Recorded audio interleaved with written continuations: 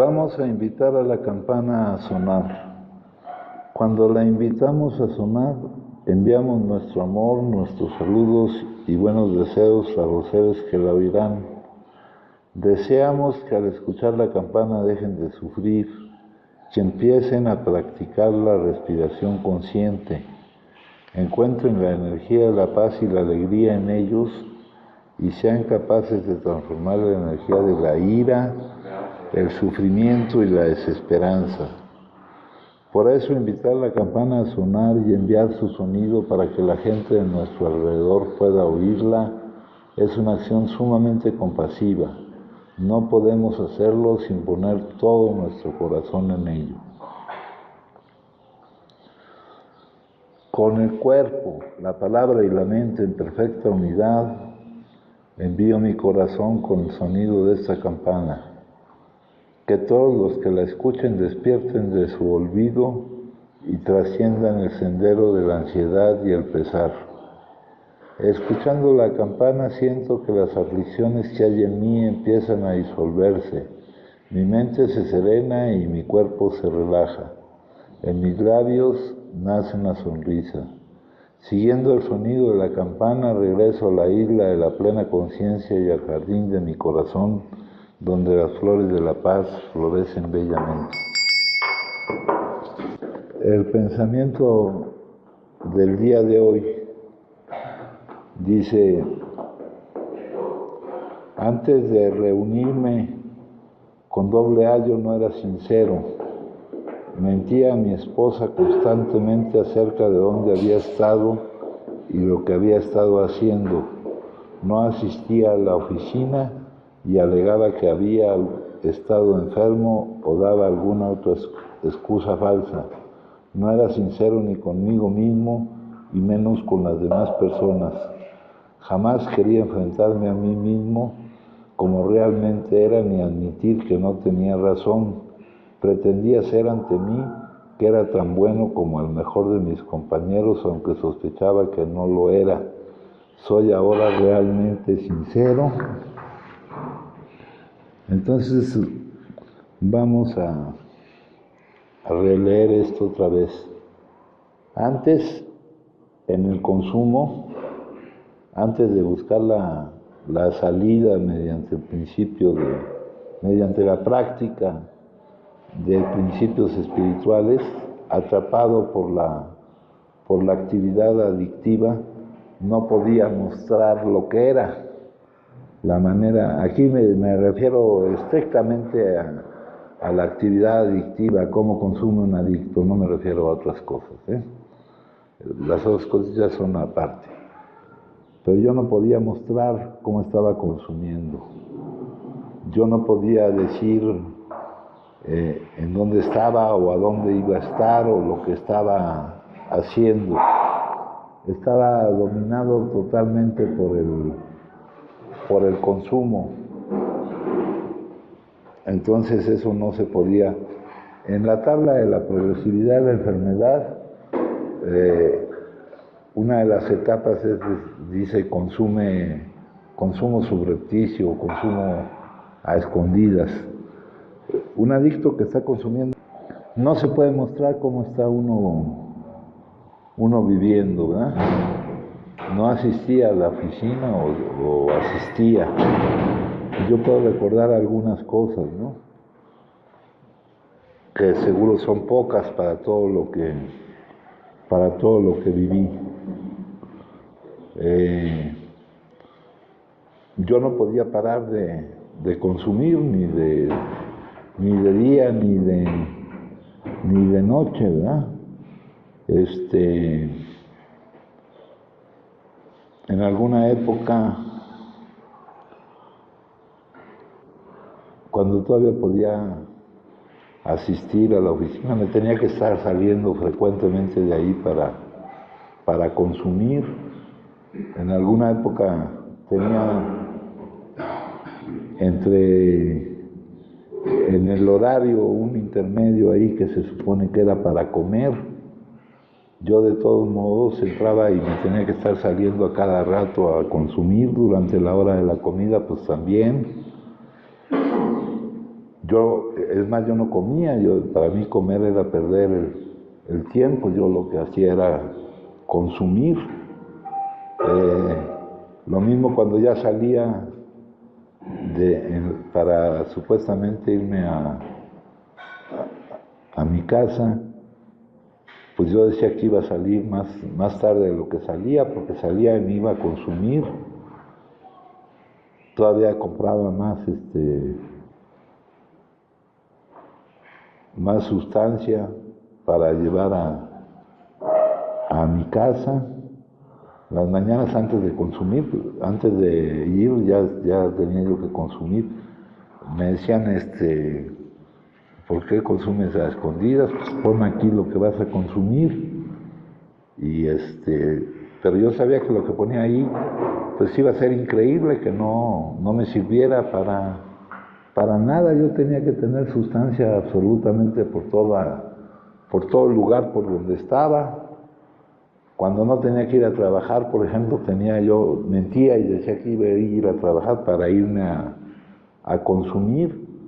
Cuando pretendía yo estar ahí con mi núcleo familiar, pues solo lo pretendía, pero nunca lo podía lograr, ¿no? Entonces, mostrar eso, yo no tenía ningún conocimiento de que esto era una enfermedad, ni cuestión alguna. Mostrar ese encadenamiento al que nos tiene sujeto el consumo, pues no se puede mostrar, compadre, no se puede. Aunque todos se den cuenta, no se puede mostrar, ¿no? Pon esto aquí, pues si pones eso ahí, pues eso no te va a servir para ni madres, ¿no? Porque al adicto una cantidad, dicen por ahí que una es demasiado y 1000 no son suficientes, o no sé cómo dicen. Dice que había estado enfermo, recuerdo que algunas veces mandaba a alguien a que dijera que estaba yo enfermo. Yo tenía un servicio médico, estoy hablando de alguna época de mi vida, porque fueron muchas épocas. Tenía algún servicio médico, era un servicio médico especial, que uno iba con el doctor que escogiera, y yo mandaba a alguien a que recogiera una incapacidad, ¿sí? A que recogiera una incapacidad. Esa persona, que al principio me daba incapacidades, luego resultó ser un compañero que me transmitió el mensaje, que me llevó a un grupo, que me llevó a un hospital a ver cómo estaban algunos enfermos, y que me llevó a ese grupo donde estuve un tiempo. Entonces, esta de sinceridad no podía haber. Esto de sinceridad, vamos a no perdernos en las palabras. Desechen todas las palabras. Mostrar cómo vive un adicto en la actividad adictiva no se puede. No se puede, ¿no? Aunque no deje uno de mostrarlo, uno pretende no mostrarlo. Dice, jamás quería enfrentarme a mí mismo como realmente era, con el padecimiento que tenía, ¿no? Con el padecimiento, porque ese es un padecimiento, ese padecer esa esclavitud ante el consumo, ¿no? Y esto tal vez no lo entiendan todos, pero los que sean adictos al consumo tal vez sí lo entiendan. Padecer esa esclavitud ante el consumo, pues verlo en ti. El otro día hablábamos de que en la progresividad, ahí en esa tabla que nos marca algunos puntos de la progresividad, dice que hay un principio, que hay unas etapas en las que ya te preocupa cómo tu consumo y tu manera de consumir te impide hacerte cargo de otras cosas, y ya luego pasas a otra etapa donde lo que te preocupa es como todo lo demás que forme parte de tu vida, te interrumpe o te molesta para seguir consumiendo. Pretendía ser, y está la situación de la mente, que cuando una cuestión es difícil de ver, tiene un mecanismo que es la negación, ¿no? No negar que está ocurriendo, pero sí no darle el peso, porque es demasiado doloroso para tu mente darte cuenta de cómo estás viviendo. Ahora ya se quita ese problema del consumo. Ya no está el consumo, ya no está la actividad. Pero no trabajamos aquí eliminando el síntoma, sino eliminando la causa. Entonces, la eliminación de la causa también me va a poder mostrar cómo soy, mostrar cómo estoy, mostrar cómo vivo, ¿no? No solo por el hecho de que ya no esté consumiendo. Entonces dices, soy ahora, me puedo ya realmente mostrar, ¿no? Con todos los defectos o problemas o virtudes que yo tenga como soy. Esa es la pregunta que me hacen aquí. Y no me debo de quedar con aquella época en la que, por lo atrapado que estaba en mi consumo, no me podía mostrar, sino que tengo que eliminar cualquier otra situación que me impidiera mostrarme, ¿no? Acá en el apéndice 2 dice que hay que nadie tiene por qué tener problemas para lograr este cambio. Nos menciona ahí que hay 3 requisitos, ¿verdad? Y entre uno de esos requisitos es la sinceridad, ¿verdad? La sinceridad. Aquí había un padrino que es al que le escuché la palabra, de dónde venía esa palabra de sincero, sinceridad. Y él decía, no sé si es cierto, porque aquí no importa tanto elaborar teorías ni entender todo, sino encontrar lo que nos sirve y lo que nos va llevando adelante. Sincero, él decía, sincera las esculturas. No ponerle a tu figura algo que la haga distinto de lo que es. Esa es la sinceridad. Soy ahora realmente, me muestro tal cual. Esa es la pregunta que me hacen, ¿no? Ante esta pregunta, como ante todas las preguntas con las que empieza el pensamiento del día, pues muchas veces tendremos que contestar que no, ¿no? Pero tendremos que seguir avanzando hasta que podamos contestar que sí. ¿Levantaste la mano, Benja? Sinceridad no es sinónimo de honestidad, no viene de ahí. No es lo mismo, mijo. Bueno, hay unas diferencias semánticas y que hasta en los grupos se oye, ¿no? Honrado y honesto. Honestidad quiere decir acercamiento a la verdad. Sinceridad la voy a manejar en este término que te estoy diciendo, de poderme mostrar como soy, sin poner cosas que recubran o que desvirtúen o que quieran causar una determinada imagen de lo que yo soy, ¿no? En los grupos algunas veces decían que la honestidad y la honradez, ¿no? Y honestidad, por ejemplo, hacían una diferencia de que, pues yo robo, pero ahora como soy honesto les digo que robo, ¿no? No es esa la cuestión. La honestidad, la honradez, es el acercamiento a la verdad, el acercamiento tuyo a tu verdad y el mostrar tu verdad tal cual, ¿no? Bueno, esa es la parte que tengo que ir avanzando ahora en este campo de poderme mostrar, porque cada vez voy a tener más seguridad en cómo soy, cada vez voy a depender menos de la imagen que los demás tengan de mí mismo, porque estoy tratando de acabar con el ego, con la falsa identificación, con identificarme con lo que no soy, ¿ah? Yo no me puedo identificar ni con mi nombre, ni con él, ¿no? Identificarse viene de idem facere, y una identificación muy grande que tenemos es la identificación con la imagen que los demás tengan de nosotros. Para nosotros los adictos que hemos vivido la actividad adictiva, eso de ser adictos anónimos, pues podremos empezarlo a hacer acá, pero allá éramos adictos súper conocidos, güey, ¿no? Adictos, no teníamos nada de anónimos, todo el mundo sabía, ¿no? Los que nos pretendíamos ocultarlo éramos nosotros. Luego la meditación del día. Dice, tengo que vivir en el mundo y sin embargo vivir aparte con Dios.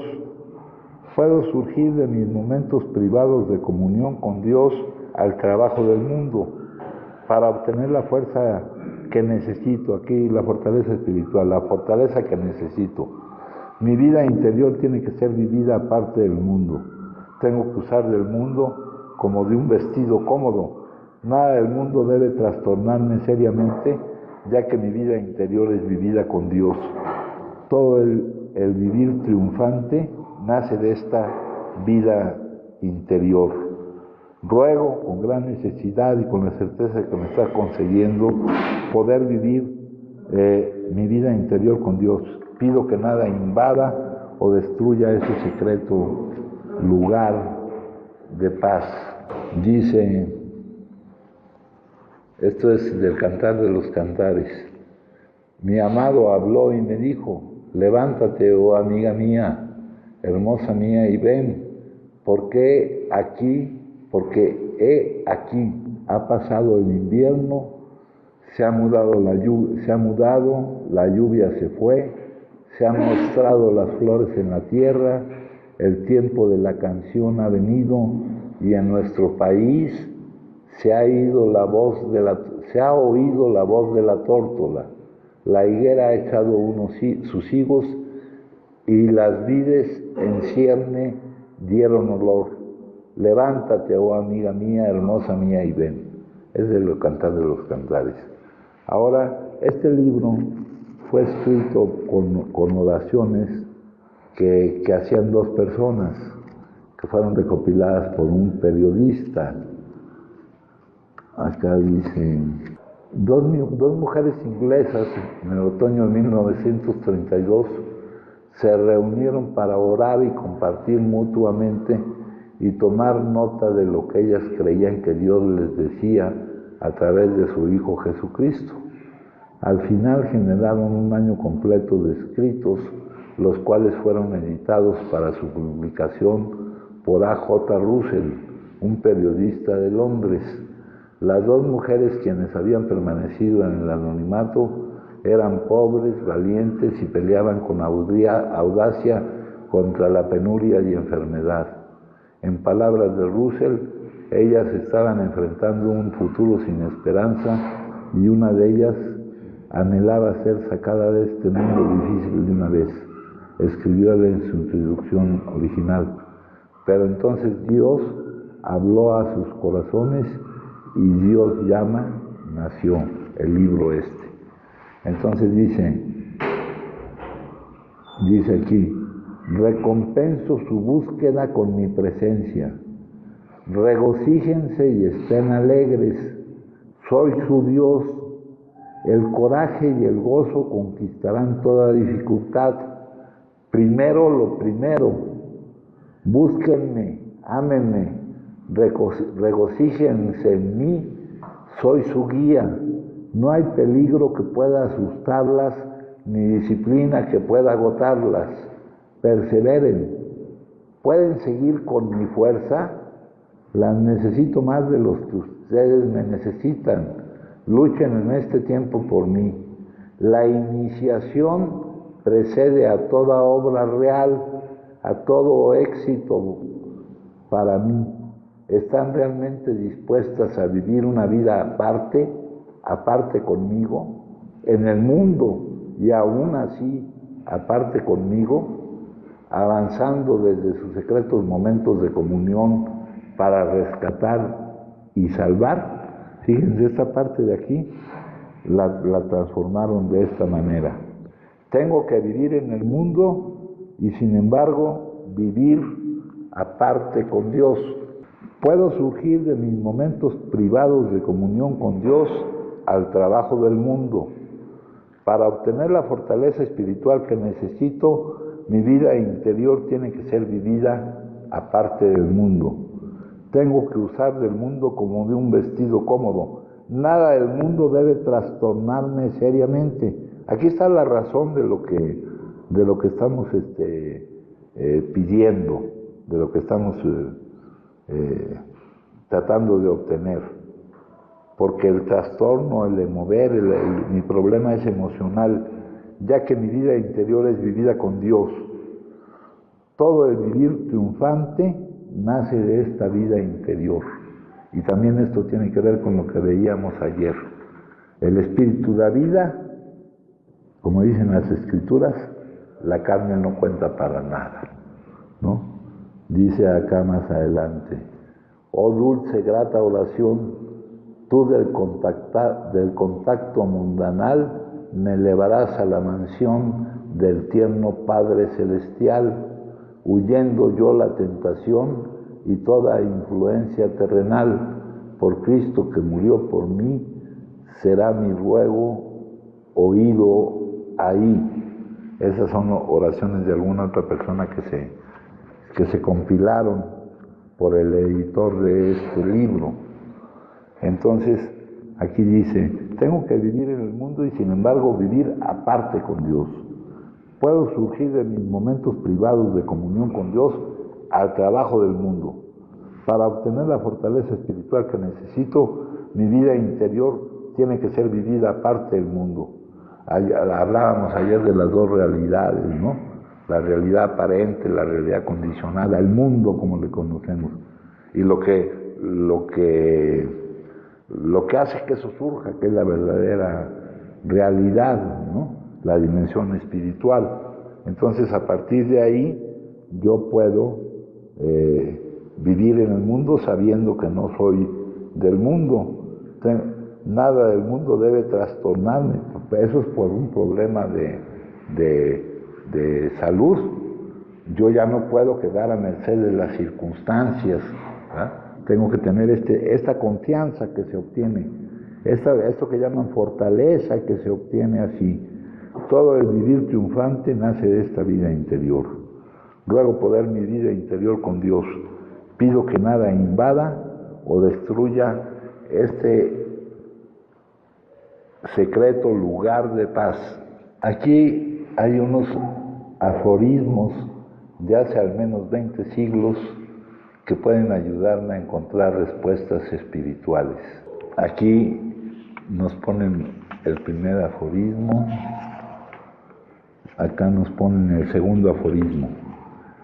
La mente del verdadero, de la persona que está verdaderamente en contacto con él, que está consciente del contacto, porque el contacto siempre está serena, porque sabe que la paz de Dios está en todas las cosas, incluso en la desdicha y la enfermedad.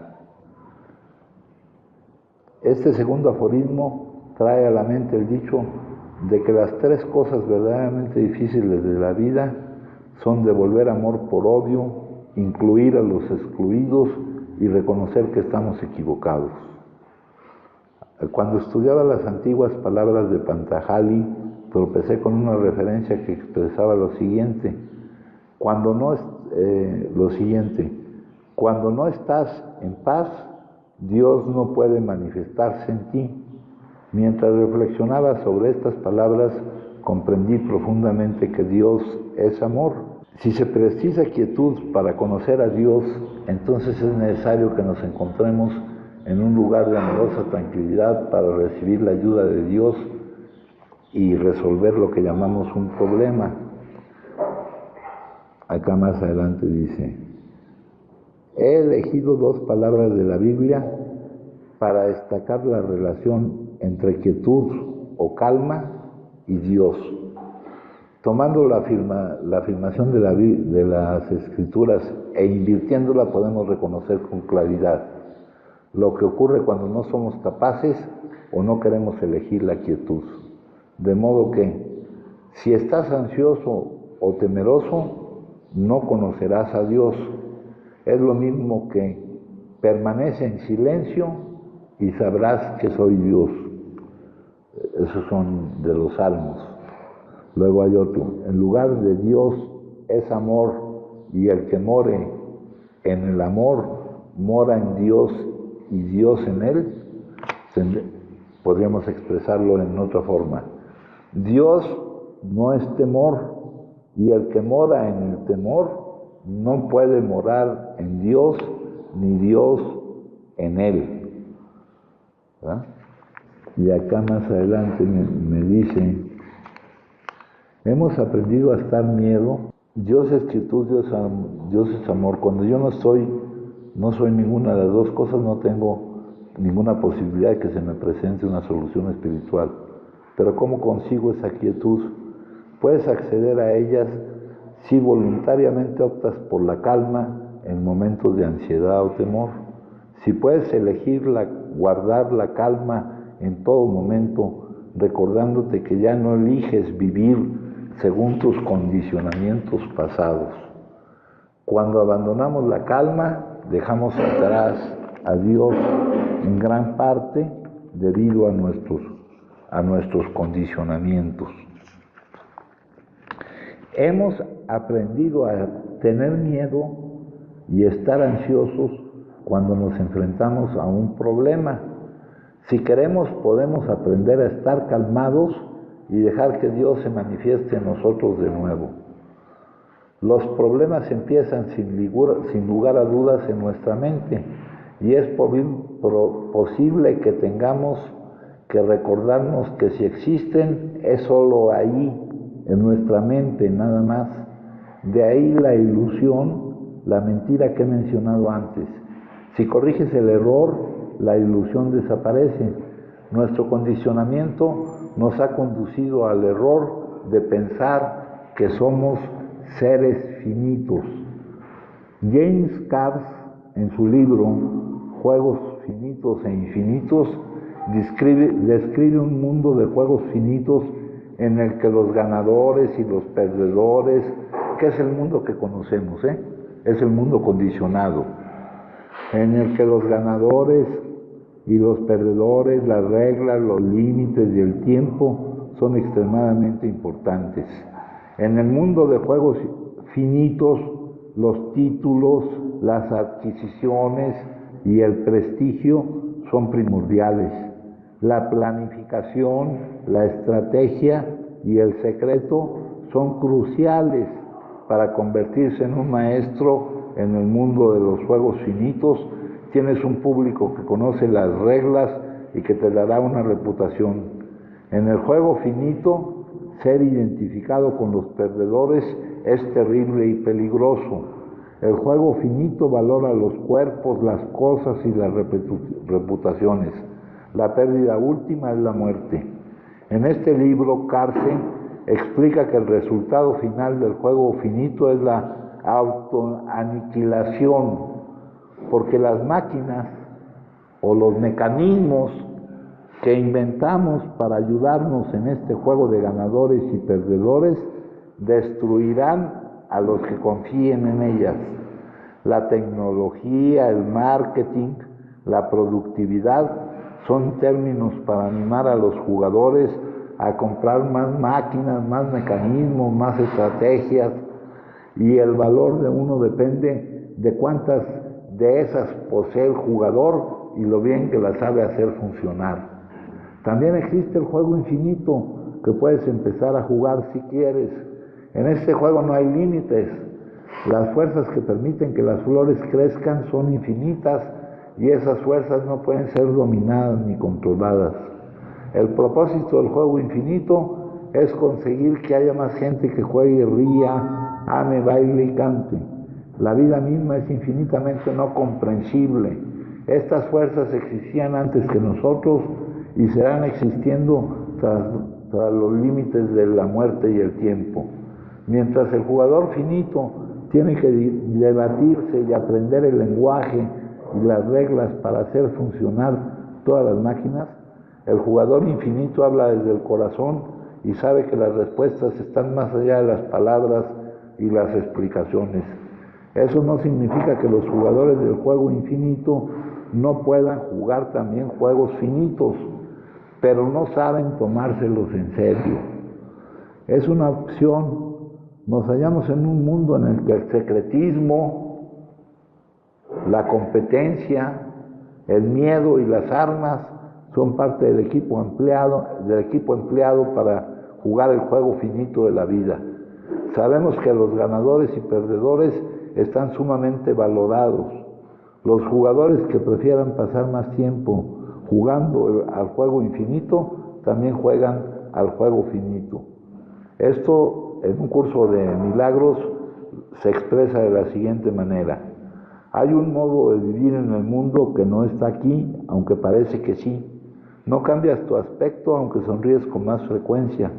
Tu frente está serena, tus ojos están tranquilos, y los que van por el mundo como tú se reconocen en ti. Sin embargo, los que aún no han percibido el cambio también te reconocerán y creerán que eres como ellos, como eras antes. Esto también nos lo dice Carlos Castaneda cuando nos dice que hay que actuar con desatino controlado, como si fuéramos como si creyéramos que somos lo que parecemos, ¿no? Y aquí les leo esto para recordarles: yo soy. El yo que soy yo no puedes verlo, solo ves la forma que crees. Soy esta forma que ves, no siempre será. Pero el yo que soy yo vivirá eternamente. Entonces aquí dice, se trata de una receta para conocer la paz de Dios, incluso cuando el aspecto es de desventura y enfermedad. La opción es jugar principalmente los juegos infinitos, pero aunque también juegues a juegos finitos, niégate a tomarlos en serio. Los demás tal vez crean que lo haces en serio, pero tú sabes que no. Sabes ver tu mundo en términos de un juego infinito. Sonreirás con más frecuencia, te sentirás sereno y encontrarás las soluciones espirituales. Entonces, regresando a la lectura de hoy, tengo que vivir en el mundo y sin embargo vivir aparte con Dios. Puedo surgir de mis momentos privados de comunión con Dios al trabajo del mundo para obtener la fortaleza que necesito. Mi vida interior tiene que ser vivida aparte del mundo. Tengo que usar el mundo como un vestido cómodo. Nada del mundo debe trastornarme seriamente, ya que mi vida interior es vivida con Dios. Todo el vivir triunfante nace de esta vida interior. Ruego poder vivir mi vida interior con Dios. Pido que nada invada o destruya este secreto lugar de paz. La iniciación precede a toda obra real, a todo éxito para mí. Están realmente dispuestas a vivir una vida aparte conmigo, en el mundo, y aún así aparte conmigo, avanzando desde sus secretos momentos de comunión para rescatar y salvar. Esa es una cuestión, esta es la parte terapéutica de cada lectura del día, ¿no? Donde vamos a obtener la fortaleza que necesitamos, ¿no? Precisamente aquí. De esta manera podremos darle vida a la frase: puedo elegir la paz de Dios y no esto. Cuando todo esté muy turbulento en la superficie, puedo acudir a mi profundidad, donde todo está en calma. Ese es el manejo que hacemos aquí del cambio que queremos lograr. Si gustan compartir, me dicen, compañeros. Sí, Luis. Entonces, una cosa es el miedo y otra cosa es el temor, padrino. ¿Una cosa es qué? El miedo y otra cosa es el temor. No. ¿Es lo mismo? Sí. Entonces hay que vivir sin miedo. Claro. Con confianza. Sí. Por ahí dice... Aunque que, o sea, yo tengo miedo, pero es como tú dices, puede ser de algo que ya pasó, que no es real, que fue real, pero ya no está. Ajá. Puede ser miedo a algo que está en el futuro, que todavía no llega, porque me salgo del momento que es el presente, ¿no? Sí. Pero eso me pasa muy a menudo. Sí. Por consecuencias quizás de algunos actos que ya hemos platicado, ¿no? Sí, no, pero ese no es solo particular en ti, Okay. es general en toda la... Específicamente en ese punto yo tengo que confiar, pase lo que pase, es lo correcto para el... Es la confianza. Okay. Siempre ocurre lo correcto para el todo. Okay. La confianza que tengo sí. Me da más seguridad que lo que juzgue mi mente de cualquier situación, ¿no? Sí. Acá nos lo decía de una manera. Sí, lo leíste ahorita. Sí, nos decía, no hay peligro que pueda asustarnos, ni disciplina que pueda agotarnos.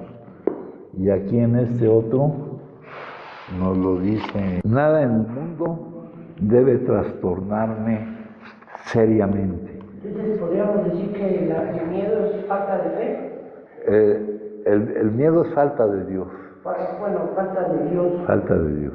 Okay. Sí. Y el tema de las emociones, dice ahí que trate la parte turbulenta, ahorita lo manejaba como agua, ¿no? Sí, en un lago, que te vayas a en un lago la superficie puede estar muy agitada, pero si bajas a la profundidad, está... Pero eso, digamos, a mí, en lo particular, no me pasa, a veces cuando está en la turbulencia, no tengo la capacidad de llegar a aislarme o de estar en calma o de ir a ese punto de meditación, no sé cómo llamarlo. Sí, ese es el cambio que buscamos. Ese es el cambio. O sea, lo que hemos vivido siempre es que nos hemos quedado en la agitación de la superficie y ante esa agitación, ante ese trastorno, ante ese movere, viene la reacción, ¿no?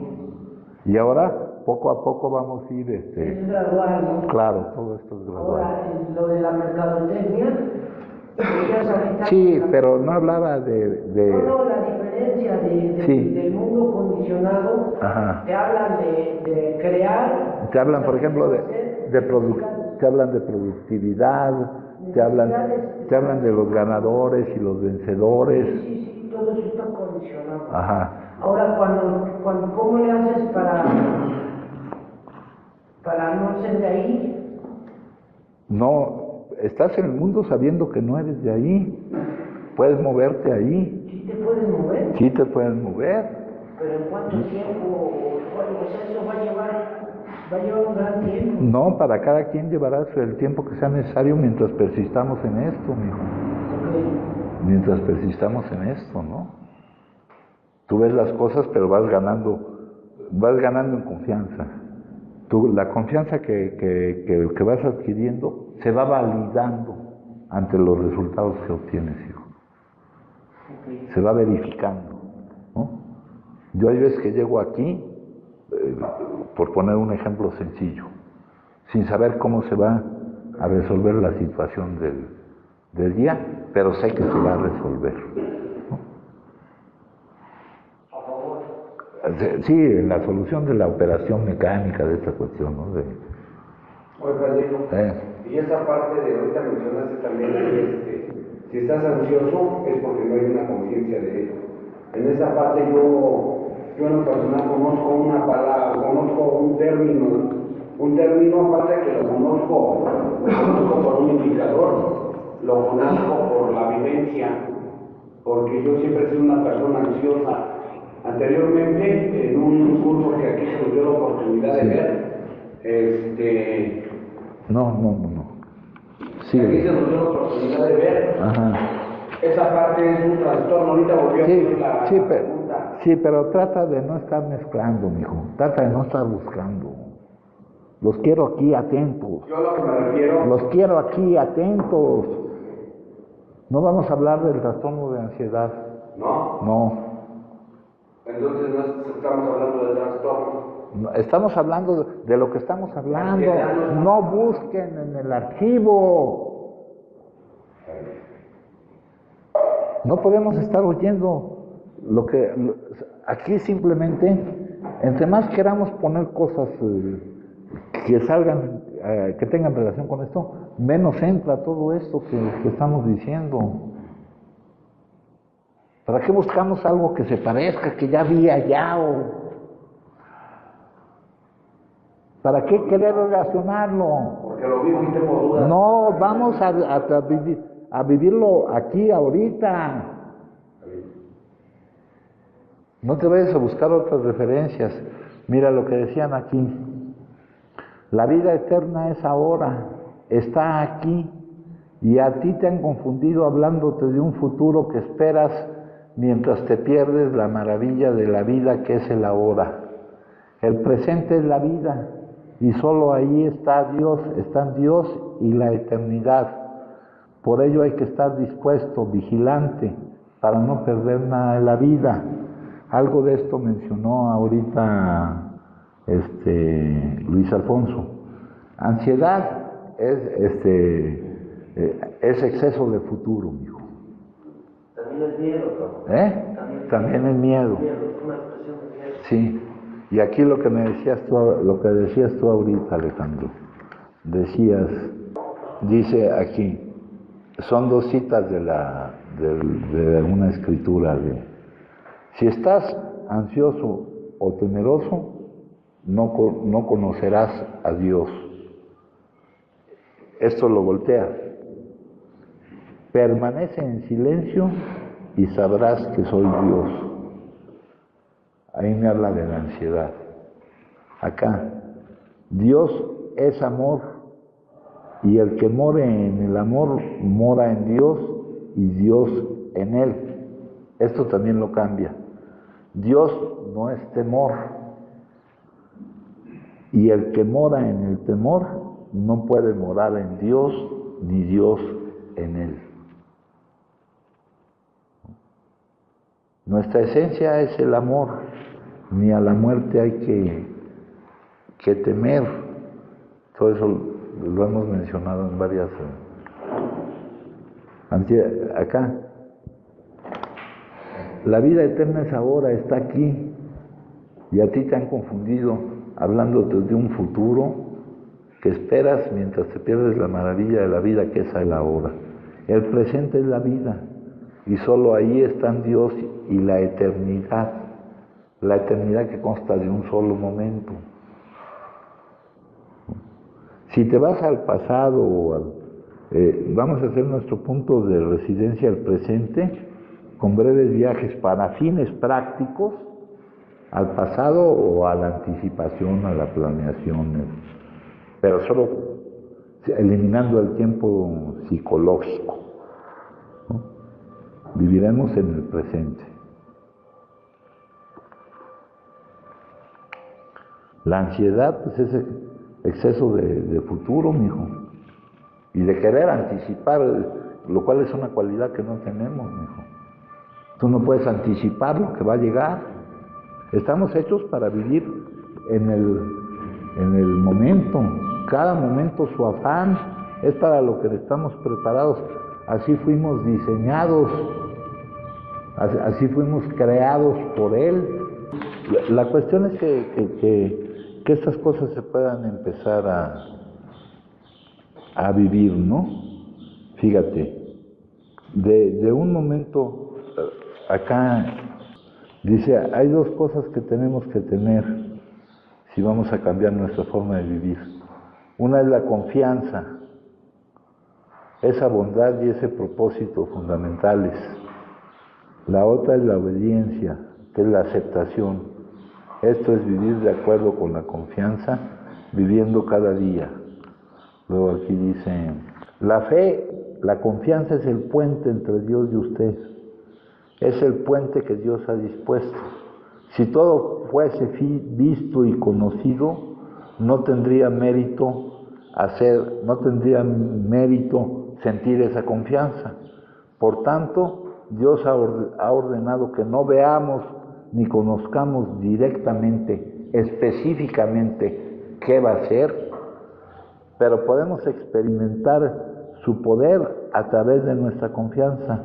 es el puente entre Él y nosotros, que podemos seguir o no, como queramos. Dice aquí, tenemos que aventurarnos en esa confianza. Dice, la pura realidad es que nunca podemos saber todas las cosas en específico, ni estamos hechos para saberlas. Mucho de lo que hay en nuestras vidas tiene que aceptarse bajo la confianza que hay en Él. Esto es un manejo psicológico de nuestro problema emocional, ¿no? Entonces lo que me dice esta lectura, compañeros. Oye, hijo, aquel señor necesita una almohada, ¿no? ¿Una almohada no quieres? ¿Una almohada? ¿No? Ah, pues para que estés más cómodo. Ah, así sin almohada estás bien. Ah, yo creí que necesitabas una almohada, hijo. ¿Más cómodo con una almohada? ¿No?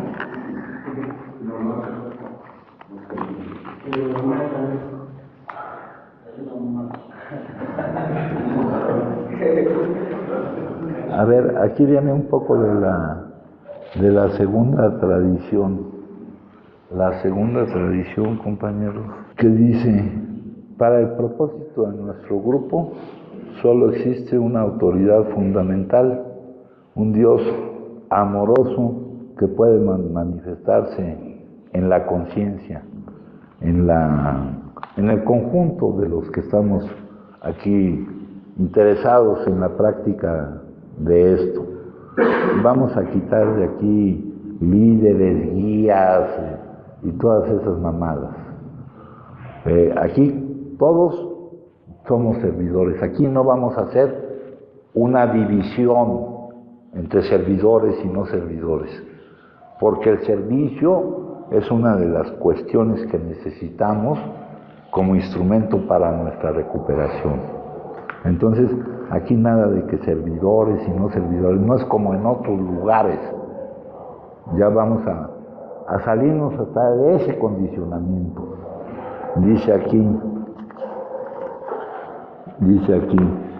son servidores, y esto también está medio raro. Suyo es en ocasiones el ingrato privilegio de atender las tareas domésticas del grupo. Me están hablando de los grupos de allá afuera, ¿no? Solo es el ingrato privilegio, suyo es el ingrato privilegio. ¿Por qué? Porque no te dan las gracias ni nada de esto, ¿no? Aquí lo que hay son funciones, compañeros. Hay un montón de funciones a desarrollar. Y entre más nos podamos repartir las funciones, mejor será. Entre menos nos dividamos en determinados grupos, aquí todos pertenecemos al mismo conjunto en cuanto a la necesidad que tenemos de poder llevar a la práctica todo este principio, ¿no? Acá pues tenemos un montón de funciones, o sea, hay trabajos a realizar que tenemos que acá cuando nos hablan de las tareas domésticas del grupo, y acá en la tradición también se empiezan a referir a los grupos tradicionales. Vamos a seguir leyendo. Dice, son servidores, suyo es en ocasiones el ingrato privilegio de atender a las tareas domésticas del grupo. Los que hayan militado en grupos, compañeros, ya saben que aquellos que ahí hay varios servicios, están los servicios internos y los servicios externos, ¿no? Allá en el salón está una estructura, como un organigrama, donde los grupos están hasta arriba, ¿verdad? Están, por ejemplo, entre los servicios internos está el de secretario, cafetero y tesorero. Entre los servicios externos está el de información al público, el de la oficina intergrupal, el de cooperación con la comunidad profesional, el de instituciones, el de ¿Cuál otro habrá? No recuerdo cuál otro. Pero acá dice, por ejemplo, en su libro, Sorba el griego, Nikos Kazantzakis describe a su personaje principal en diálogo con un viejo que afanoso planta un árbol. ¿Qué haces?, preguntó Sorba con curiosidad. Ya lo ves, hijo mío, planto un árbol, respondió el viejo. ¿Y para qué plantarlo si no has de ver el fruto?, insistió Sorba. Y el viejo responde, yo, hijo mío, vivo como si nunca fuera a morirme. Ante la respuesta, Sorba esposa una sonrisa y mientras se aleja exclama con ironía, qué extraño, yo vivo como si fuera a morirme mañana. He comprobado como practicante por necesidad de los principios espirituales para lograr el cambio que me permita a mí mantener en remisión el síntoma, que el tercer legado, ya sabemos que hay 3 legados, todo esto viene a partir de cuando AA llega a la mayoría de edad y los fundadores dejan en manos de los miembros la responsabilidad del funcionamiento de la comunidad y separan 3 legados, 3 bases, lo plantean como un triángulo y dicen que eso debe de estar equilibrado, que es como un banquito donde no puede estar en una sola pata.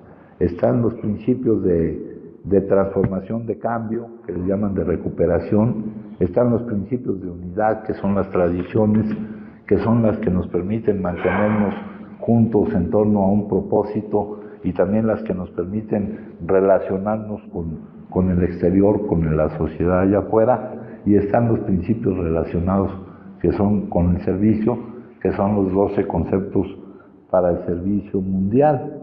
Y aquí dice, el tercer legado, el legado del servicio, es el terreno fértil para plantar el árbol de mi sobriedad, de la posibilidad de permanecer, de que permanezca la remisión del síntoma. Paz, seguridad, comprensión y momentos, 24 horas de eterna realización. También cordura para escuchar la voz de mi conciencia cuando sutilmente me habla en silencio y me dice, esto debe de caminar. Y aquí en la segunda tradición me dice cómo evoluciona, cómo evoluciona la rotación en cuanto al cumplimiento de las funciones. Dice, ¿de dónde? Dice acá, nuestros líderes no son más que servidores de confianza, no gobiernan. ¿De dónde obtiene AA su dirección? ¿Quién la gobierna? Eso es también enigmático para los amigos y recién llegados. Cuando se les dice que nuestra sociedad no tiene presidente con autoridad para dirigirla, ni tesorero que pueda exigir el pago de cuotas, ni junta directiva que tenga el poder de expulsar al miembro que cometa una falta, cuando comprenden que ninguno puede dar una orden ni exigir obediencia, nuestros amigos se quedan sorprendidos y exclaman, eso no puede ser así, tiene que haber algo malo en alguna parte.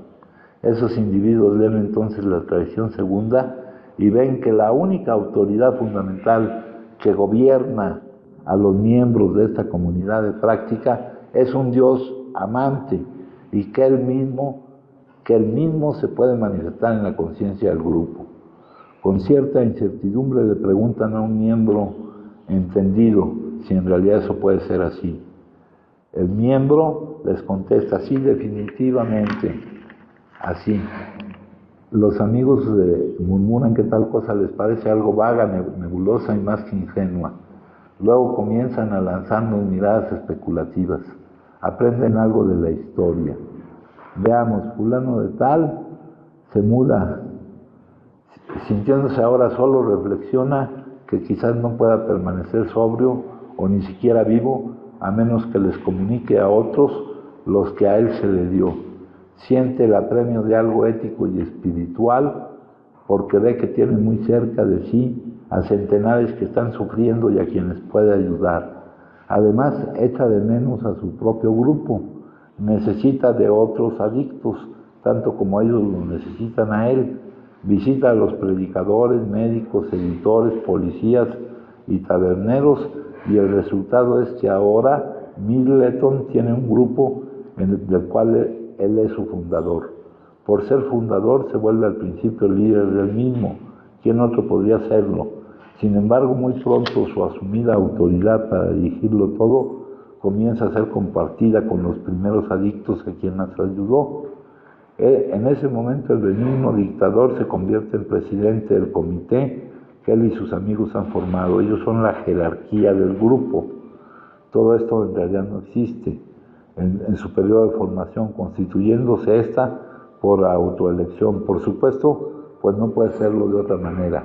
Al cabo de unos cuantos meses, florece en la comunidad. El fundador y sus amigos conducen a los nuevos miembros, se ocupan de los locales, hacen arreglos con los hospitales, preparan cantidades de café. Siendo humanos, el fundador y sus amigos se sienten algo ufanos por la tarea que desempeñan.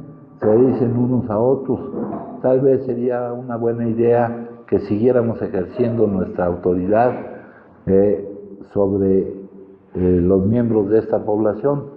Después de todo ya tenemos experiencia. Además, cuánto bien les hemos hecho.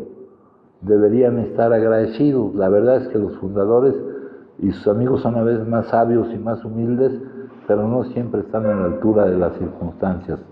Los dolores y accidentes propios del crecimiento comienzan a acosar al grupo.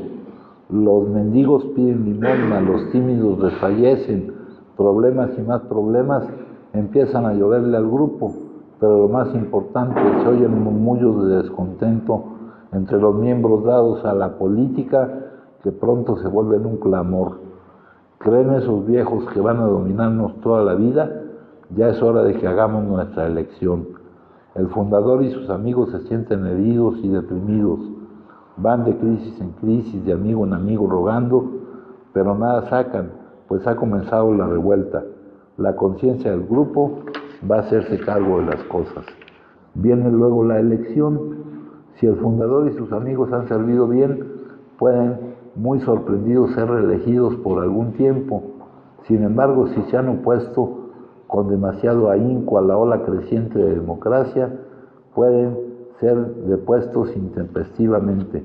En cualquiera de los dos casos, el grupo tiene ahora un comité rotatorio de muy limitada autoridad. Bajo ningún concepto pueden sus miembros dominar o dirigir.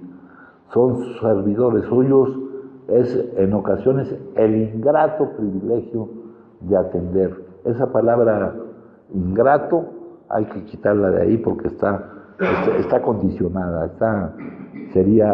está esperando, como decían acá, que te dieran las gracias.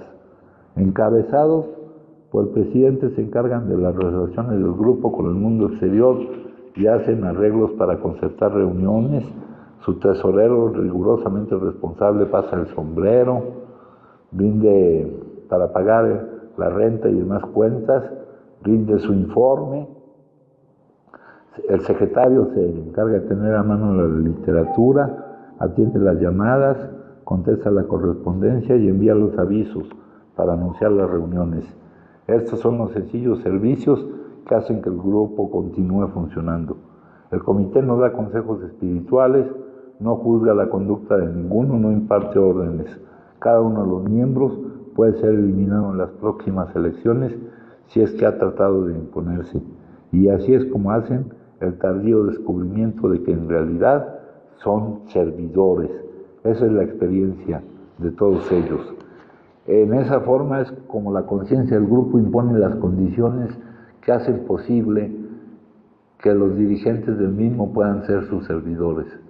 Eso nos trae directamente a la pregunta, ¿tiene verdadera dirección?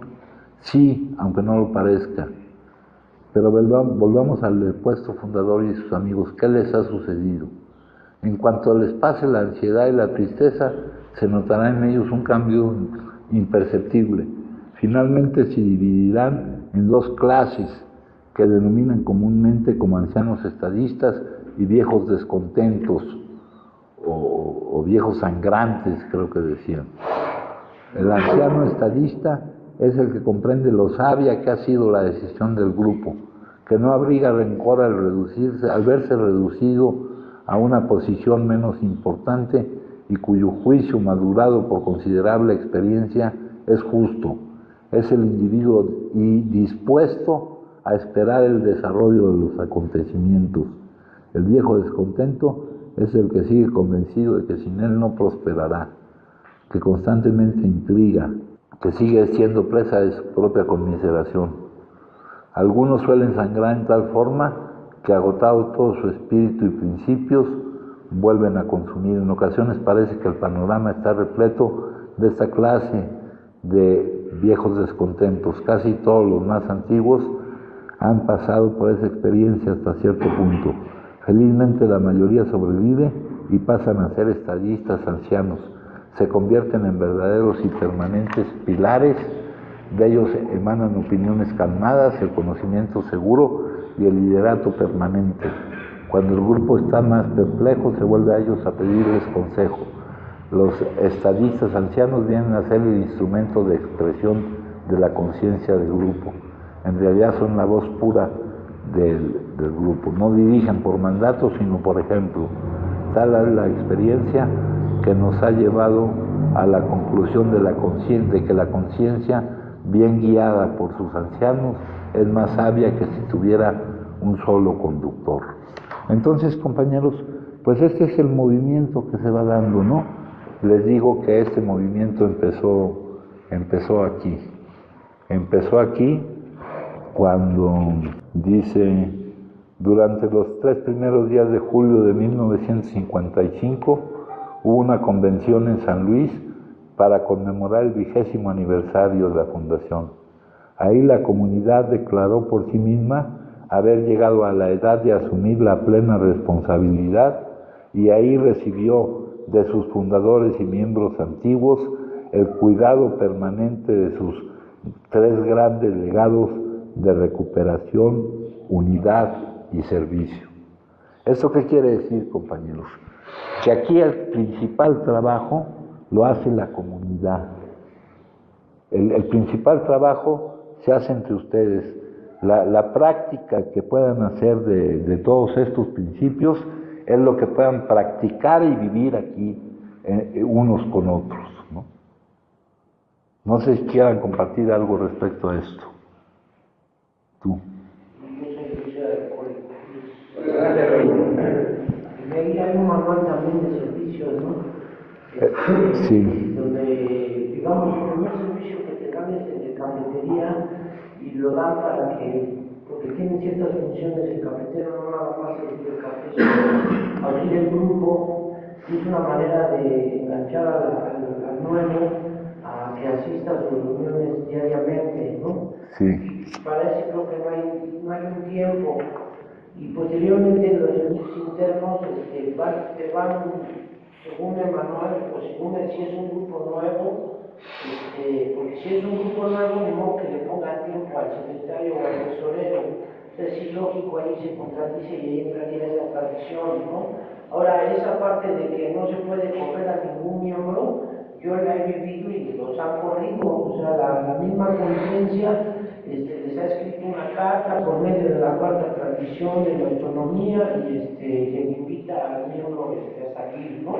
Eso se supone que no debería de pasar, pero pasa. Sí. O la otra que también he visto, y es cuando pase a tribuna, pues todos sálganse, ¿no? Y pues esa persona que va en busca de esa necesidad, pues termina yendo a otro grupo. Pero también ahí se protege un poco con lo que dice la literatura, que el resentimiento nace el amor, porque cuando dos personalidades, como un viejo estadista y un sangrante, chocan, pues van y abren otros grupos y se va haciendo más grupos, ¿no? O sea, todo funciona a través del amor de Dios. Eso es lo que yo he podido ver afuera, ¿no? Sí, hijo. Y creo que también hasta sostener una cartulina pues ayuda, ¿no? cuando ibas a un comité de información público, o cuando vas a ver a los encamados, o cuando entras a la cárcel, que muchos van por un cigarro, ¿no? O por el café, pero realmente ahí creo que es la autoayuda que se da, sirva o no sirva, porque muchas veces estás en las salas del hospital y pues nadie te pela, ¿no? Pero tú te vas con una satisfacción de haber hecho algo, ¿no? De ir a un psiquiátrico o de, no sé, ir a un distrito y darte cuenta que hay más grupos y empiezas a trabajar ya con otras personas, ¿no? A mí lo que me sorprende del organigrama es que va hacia abajo, pero digamos, la jerarquía sale del grupo, el grupo, ¿no? Y nunca llegas a ser, digamos, un custodio clase A, sino siempre un clase B, ¿no? O sea, que ahí hasta en eso trabajan con el ego, ¿no? Y es algo, creo yo, que sirve en el sentido de hacerte responsable de las diferentes áreas del grupo y de ir creciendo. Al final, creo yo que debe uno, o en mi caso, volverse estadista y saber que es sabio lo que se está tomando, ¿no? Hay un principio de votaciones y de sombrero y de no sé cuántas terceras partes, y eso es un desmadre, entonces juntan, pero se ponen buenas, o sea, al final, a veces uno está esperando esa junta de trabajo, pues para balancear o para reventar al servidor. Sí, Por eso dice el ingrato privilegio sí, de servir. pasar tu informe, ¿no? Pasas tu informe y todos los demás te están jodiendo, ¿no? Nos faltaron 10 pesos. Y ahí lo que existen no son servidores individuales, sino comités de servicio. Hay diferentes servicios y hay algunos que te pueden agradar más que otros. Entonces, los que están interesados en prestar un determinado servicio se agrupan y se forma el comité. Ese comité elige un representante para que ese representante se enlace con los comités de otros grupos y el trabajo sea más efectivo y no se duplique o se triplique y se distribuya mejor. De hecho, se hizo un comité que se llamaba el CAFE, que era el Comité de Apadrinamiento y Fortaleza Espiritual del Distrito 31. Y eran temas que no tenían nada que ver con tu historial, sino temas de cómo mejorar la comunicación de la oficina central hacia los grupos y de cómo trabajar los pasos y guías, etc. Hay un montón de cosas y uno lo vive eso y lo vives. Hay una oración del servicio, ¿no? Porque está la junta de trabajo y antes de la junta de trabajo, que es la junta en donde informan los representantes de cómo están haciendo su servicio, está la junta de servidores, ¿no? Que siempre son unas broncotas. La junta de servidores era los sábados, creo, y luego el martes siguiente era la junta de trabajo ya para presentar tus informes, ¿no? Ahora también ahí hay una anarquía tremenda, ¿no? Y cuando llega uno, también en el libro dice que pocos son los afortunados que pueden dedicar todo su tiempo a la clase de cosas que te van a decir, pero cuando llega alguien que no tiene nada, que se tiene que estar ahí, que tienes que asistir, que tienes que esperar con una gran necesidad la posibilidad de llegar a la hora de la junta sin consumir, güey, es otro pedo, ¿no? Luego, ¿a cuántas juntas tienes que ir? Al principio pues, te quieres pasar ahí todo el día porque estás en peligro, ¿no? Y está, por ejemplo, el trabajo de la oficina intergrupal. En la oficina intergrupal nomás vas a recoger las fichas de contactación, ahí reparten las fichas de contactación y tú en el grupo dices, hay un prospecto que ir a visitar en tal dirección. Entonces ahí alguien dice, pues yo me apunto, ¿no? Ahí en la unidad, en la estructura, nunca es el individuo, siempre es el grupo. Los servicios siempre se trabajan en grupos, nunca va una persona solo. Hay un montón de servicios, visitas a encamados. Es una oportunidad magnífica para olvidarte de ti mismo por un momento que dura una madre, ¿no? Yo recuerdo que iba yo al Hospital General, allá estaba Julio, el que después era muy amigo de este cabrón, de este amigo mío, el padrino Diego, Julio, que venía después un pelón, ¿te acuerdas de él, no, hija? También iba allá a casa de la madrina. Entonces ahí tenían un grupo institucional. Los grupos institucionales son manejados por adictos de afuera, que van donde el adicto no puede salir, pero el grupo... Acá se formó un grupo institucional, los sábados lo formaron unos compañeros, ellos eran los encargados de ese grupo. También están el servicio de apadrinamiento de los que van a salir, por ejemplo, de los que van a salir de la cárcel, de los que van a salir de un lugar como estos, porque luego sales de un lugar como estos y te olvidas ni vas a ningún lado, ni nada, o vas creyendo que tienes menos necesidad por haber tenido una terapia un poco más intensiva, ¿no? Y las juntas de servicio, pues yo me tenía que ir al baño a darle chingadazos a la pared para no pelearme con los otros servidores, ¿no? Las votaciones, la votación por el método del tercer legado, donde las minorías pueden ganar. Los 12 conceptos para el servicio mundial está hecho por un abogado que se llama Bernard Delmit. Es una verdadera maravilla esa chingadera, ¿no? Pero en todo eso, la oración del servicio, líbranos de nosotros mismos, cabrón, porque puta, vamos a armar un desmadre, ¿no? Ese es el servicio en los grupos tradicionales. Luego tenemos el servicio en los grupos de 24 horas, ¿no? Donde ellos se encargan directamente del sostenimiento del grupo. Y ahí son todavía más cabrones, está todavía más cabrón el pedo, ¿no? Pero todo eso te ayuda mucho para no consumir, mijo. Te ayuda mucho para no consumir, ¿no? Hasta cuando ya... Ahora, bueno, ahorita vamos a relacionar esto del servicio, compañeros, con la última lectura que trae aquí, que me dice aquí, ahora no estoy leyendo el enunciado, sino que estoy acá. Dice, es parte de la naturaleza humana desear algo sin dar nada a cambio.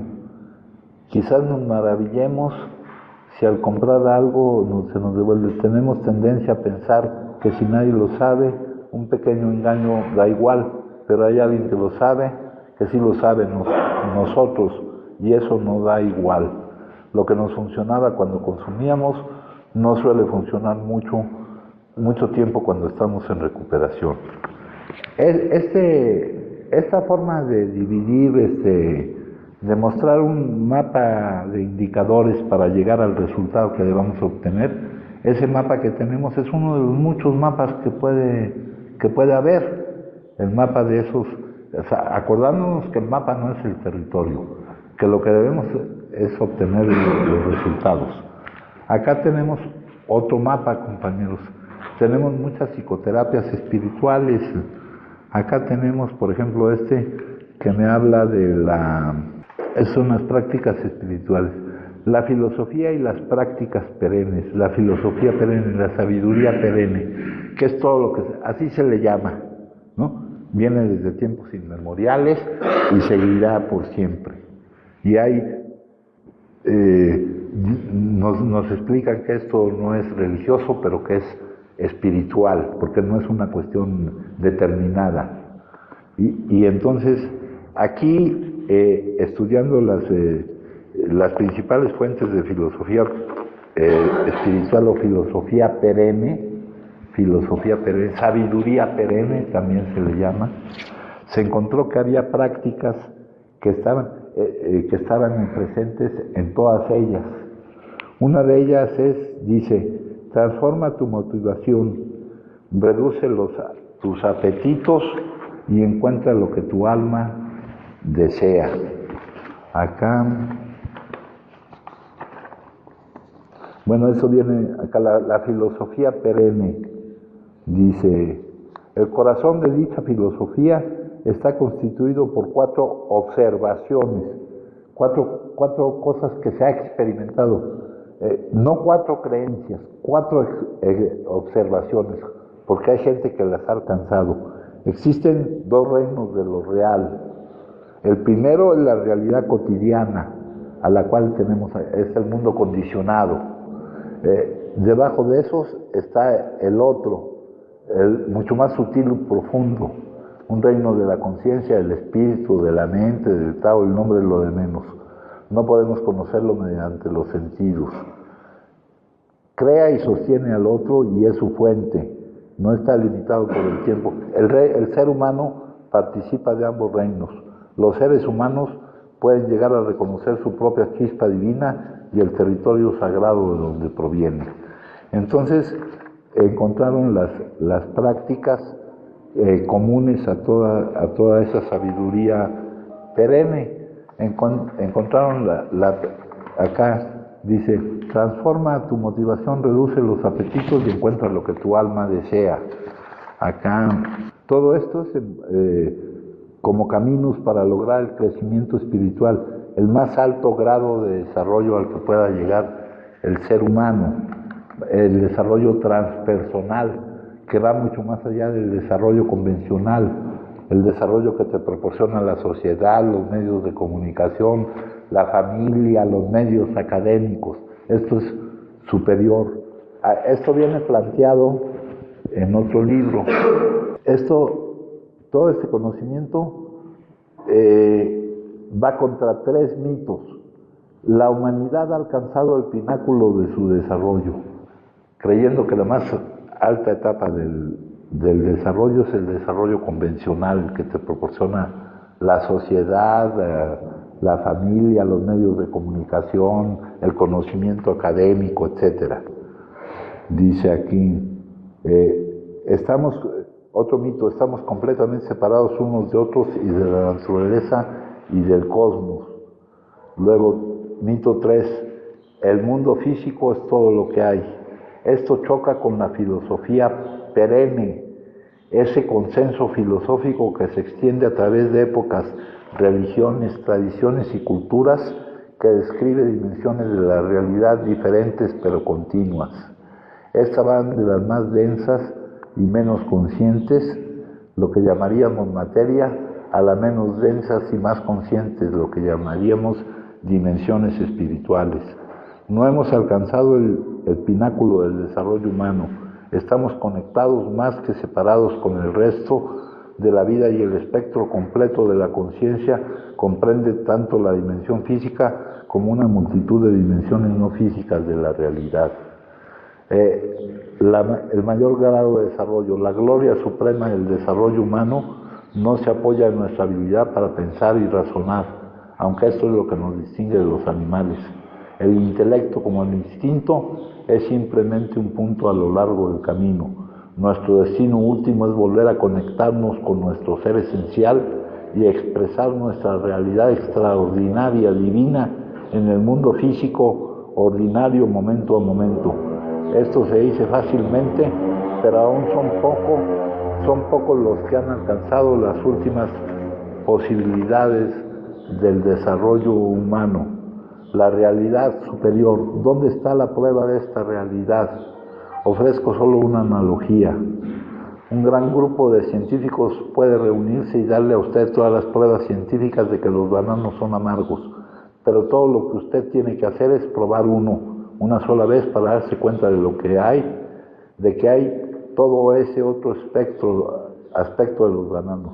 En últimas, la prueba de esta realidad superior no está en los argumentos intelectuales, o sea, que esto no se va a poder alcanzar porque alguien lo diga o porque esté escrito en alguna cosa. Dice, la prueba no está en los argumentos, sino en ser tocados en alguna medida, en llegar a vivir. todo esto que nos tenemos que arriesgar a vivir. Entonces aquí entre las prácticas me pone la primera: transforma tu motivación, reduce los apetitos y encuentra lo que tu alma desea.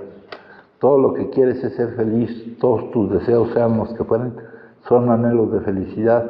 Fundamentalmente tienes buenos deseos para ti, por sí solo el deseo no es malo, es la vida misma, el impulso a crecer en conocimiento y experiencia. Lo malo son las elecciones que hacemos. Imaginar que algo pequeño, la comida, el sexo, el poder, la fama, te hará ser feliz, es engañarte a ti mismo. Solo algo tan vasto y profundo como tu verdadero yo te hará ser feliz de verdad y para siempre. Acá, los apetitos es lo mismo que los apegos. Es distinto un deseo que un apego. Entonces, lo que tenemos que lograr aquí en esta práctica es reconocer nuestras ideas erróneas sobre lo que nos trae felicidad. Esto lo hace uno sobre la práctica. Ya les he platicado que se lanza uno en principio por el placer, luego por el servicio, la fama, el poder, etcétera, y al no ir encontrando ahí lo que vas buscando, sigues y llegas a renunciar al apego, ¿verdad? El apego, el deseo es distinto. Tú puedes tener un deseo y se puede satisfacer o no satisfacer, y eso no te debe producir a ti ningún trastorno emocional. Pero el apego es decir compulsivamente, debo tener esto para que yo esté bien, ¿no? Renunciar al apego, reconocer y buscar lo que realmente promueve la felicidad. Acá me habla de la ciencia de la satisfacción, ¿no? Me habla que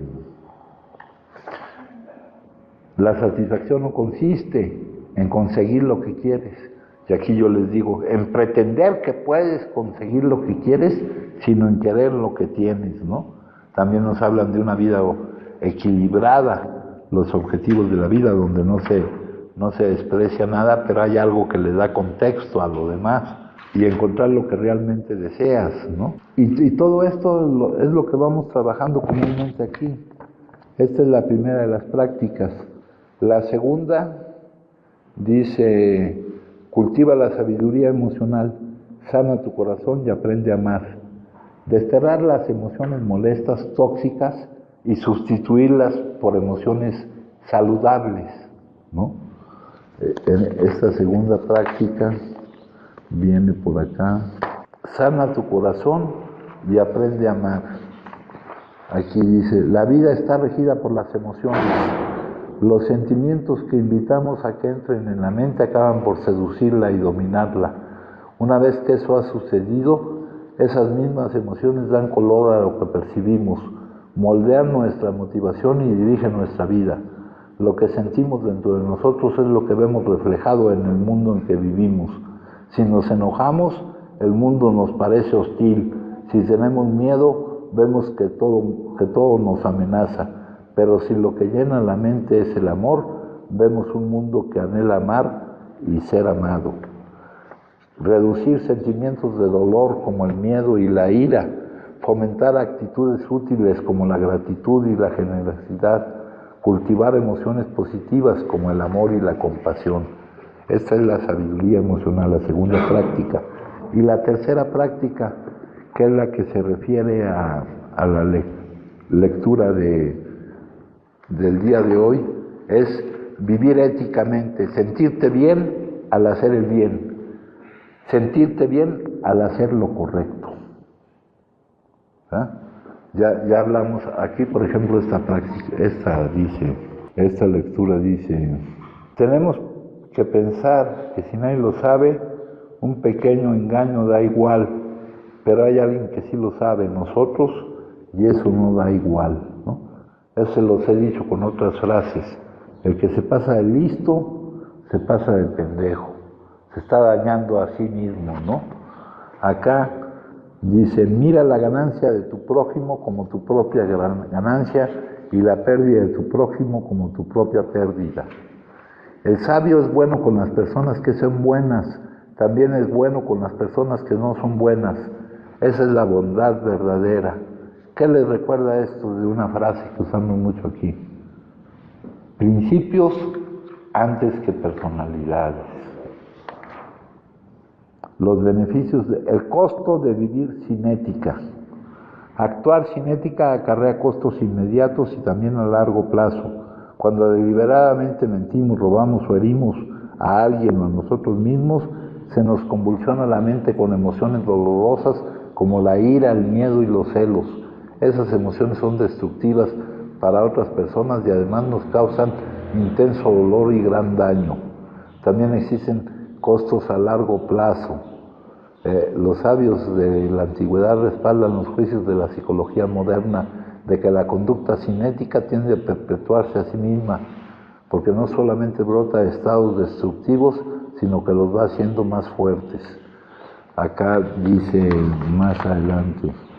Entonces, vivir no haciendo lo correcto tiene los costos para nosotros. Ya no nos fijamos en los costos que tiene hacia los demás. Y vivir haciendo lo correcto tiene beneficios para nosotros, ¿no? La bondad se incorpora a la sociedad no por vía de la fuerza ni por imposición legal, sino a través de la marca dejada por una gran personalidad. Acá nos habla de Confucio. Dice, a los 70 años ya puedo seguir los dictados de mi corazón, pues lo que deseo ya no sobrepasa los límites de lo correcto. Habla y actúa con mente pura y te seguirá la felicidad como si fuera tu sombra inseparable. Pon todo el corazón en hacer el bien, hazlo y una y otra vez y te llenarás de alegría. Eso lo dice Buda. Dice aquí, dentro de lo más hondo del corazón, de la mente, del alma, va encontrando gradualmente un arca de tesoros de dones para cambiar la vida. Entre esa abundancia de dones se reducen la ansiedad, la culpa y el miedo. Hay menos causas para preocuparse o para estar a la defensiva o negativo. Disminuyen las dudas sobre uno mismo, la depresión y la desesperación. Crecen la seguridad, el valor y la fuerza. La relajación, la calma y la paz se hacen más profundas. Aumenta la capacidad de apertura, honestidad e intimidad. Aparece un sentido de integridad, confianza y pertenencia. Aparecen relaciones de proximidad, consideración y afecto. Se experimentan emociones de felicidad, alegría y deleite. El corazón se abre más a la bondad y al amor. La mente se abre más a la sensibilidad y al despertar espiritual. ¿Qué es vivir éticamente? Hablar bien y actuar bien. Quienes logran hablar bien no ofenden a nadie, sin embargo dicen la verdad. Sus palabras son claras sin ser nunca duras. No se dan por ofendidos ni dan en ofender. La trampa del ritualismo. O sea, esto lo hacemos no por imposición, sino por satisfacción. Dice, el acento de un habla y una acción madura y éticas no deben colocarse en un código complicado de mandamientos, prohibiciones, normas y reglamentos que traten de asentar una ley sobre lo que está mal y bien en cualquier circunstancia concebible. Esos códigos no tardan en degenerar en ritualismos compulsivos. Damos por descontado que los rituales pueden ser técnicas maravillosas y sinceras, pero también es fácil que se degraden en la forma de obligaciones repetitivas sin mucho sentido. Cuando así sucede, uno queda obsesionado por detalles superficiales, como no comer determinados alimentos ciertos días de la semana, en lugar de atender los motivos de sus acciones y los efectos que tienen sobre los demás. La gente en esta etapa sigue reglas sin tomar en cuenta su corazón y atienden apariencias superficiales, no motivaciones profundas. El Tao Te Ching, libro fundamental del taoísmo. Cuando se pierde la bondad, queda la moralidad. Cuando se pierde la moralidad, queda el ritual. Y el ritual es la cáscara de la fe verdadera. Por lo tanto, los maestros atienden la profundidad, no la superficie. Acá más adelante dice, en primer lugar, no causar daño. Aquí me habla también de Gandhi. Dice, no hubiera sido difícil para Gandhi convertirse en un hombre iracundo y amargo, un apóstol de la violencia. En cambio, se convirtió en apóstol de la paz y forjó un nuevo movimiento revolucionario. En el lugar de considerar a sus oponentes como enemigos inhumanos, los veía como amigos potenciales. En lugar de denostarlos, prefería sustentarse en aferrarse a la verdad. En lugar de aplastarlos, se propuso mejorarlos. Con tales armamentos éticos atrajo a millones a un movimiento que llegó a tener suficiente fuerza para sacudir al poderoso imperio. Dio libertad a la India y presentó un ejemplo para líderes de todo el mundo, como Martin Luther King. Los métodos de la no violencia no cambian de inmediato el corazón del opresor. Actúan primero en los corazones y las almas de quienes los adoptan.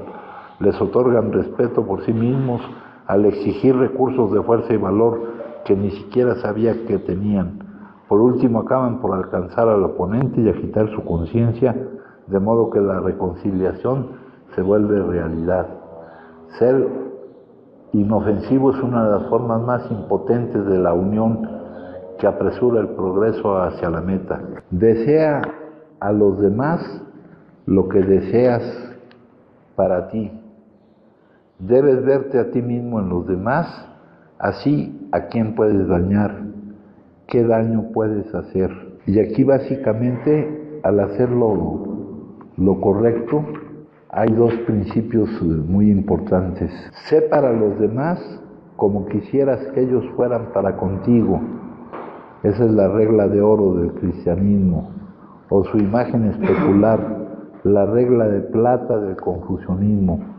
No seas para los demás como no quieres que ellos sean para contigo. Pero si hay variaciones de palabras, el mensaje ético fundamental es el mismo. Trata a los demás así como deseas ser tratado. Es un principio tan importante que cuando un sabio judío fue desafiado a explicar la esencia del judaísmo en un lapso no mayor a lo que podía tenerse sobre un solo pie, pudo responder: lo que a ti te dañe, no debes hacerlo a tu prójimo. Eso es toda la doctrina. Bueno, entonces, los beneficios de hacer lo correcto, no por imposición, sino porque nos conviene, ¿no? Por eso me hablan ahí de los rituales, de las reglas. Nos es conveniente. El no hacerlo trae costos y el hacerlo trae beneficios. Y esos son los cambios, o sea, no venimos a dejar de consumir, compañeros. Aquí adelante decía,